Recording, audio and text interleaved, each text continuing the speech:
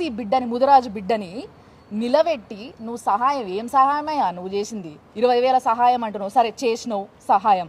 నిలబెట్టి మీదికెళ్ళి తెలంగాణలో ఆడబిడ్డ మన కాలు అంటే అన్న కాలు మొక్కుతుందా?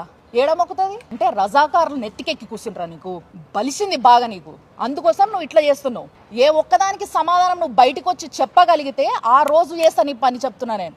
ఇప్పుడు వరకు ఎన్ని ప్రశ్నలు అడిగినా, ఒకరోజు ఇంటర్వ్యూ పెట్టి అడిగినా ఒక్కదానికి సమాధానం చక్కగా చెప్పలేవు. మొన్న ఒక రోజు రజాకారులు అంత గొప్పలో వాళ్ళు లేడు అసలు దునియాలో అన్నట్టు మాట్లాడినావు. ఆ రోజు అడిగినా దానికి సమాధానం చెప్పలేవు. ఇప్పుడు ఈ బిడ్డ చనిపోయిండు, ఏంది మరి ఆ పిల్లగతి ఏంది, దాని గురించి అసలు ఏం జరిగింది, నీ ఆఫీస్ ముందు ఎందుకు వచ్చి చచ్చిపోయిండు అనే దానికి సమాధానం లేదు.